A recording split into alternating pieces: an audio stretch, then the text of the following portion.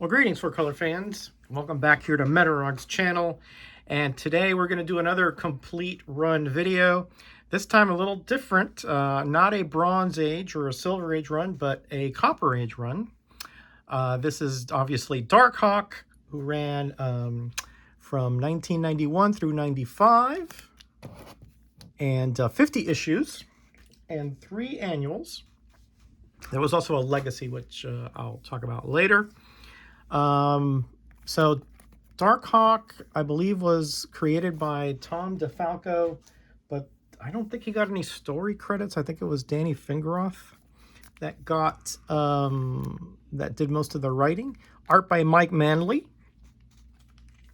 So, interesting character, I thought, for the era, especially since I wasn't buying too many 90s comics, but this one really intrigued me. It was about a youngster, teenager, I believe, named Chris Powell, whose father was a police detective. His mother was a district attorney. And so he also wanted to help with crime and so forth.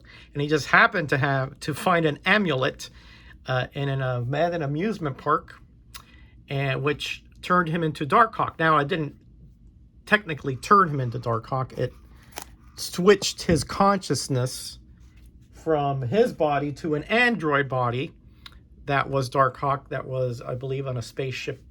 I'm not sure, orbiting Earth or somewhere very far away, I forgot.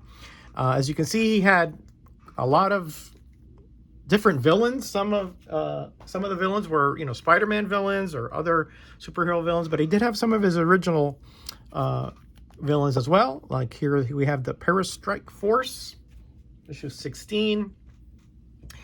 Again, since he was a youngster, he obviously made a lot of mistakes, wasn't sure how to handle certain situations, but he figured it out.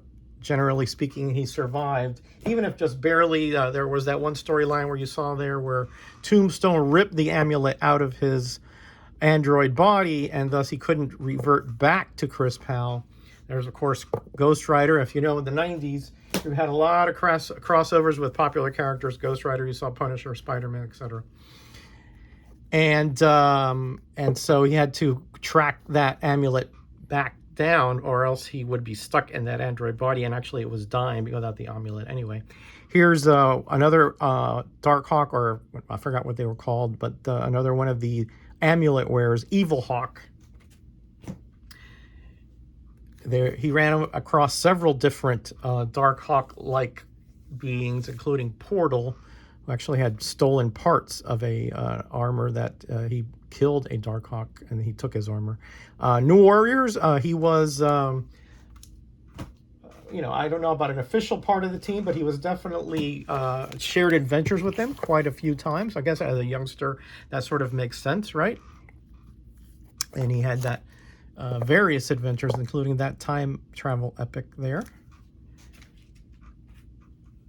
I think later on, you will see that his armor changed. I think his whole power set changed.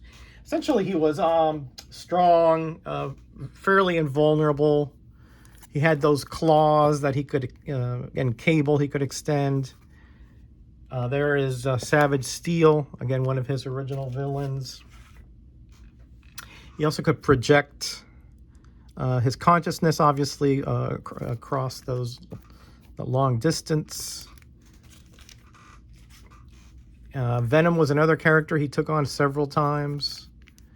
He could later on he found out he could fly. Again, he was sort of he found out things about the armor as things went along.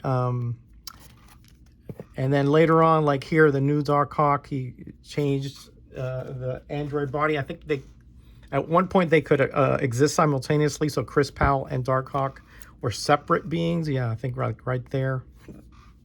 He went up to that ship and found out that there were other Darkhawks. And there is Portal again. And these were, he was kind of off and on, not really a villain, more like just, it was more like a mercenary scavenger kind of guy. And later on, they teamed up a few times. Again, the new armor I think was pretty snazzy. Again, lasted 4 years. There's Overhawk. Again, another one of the Darkhawks.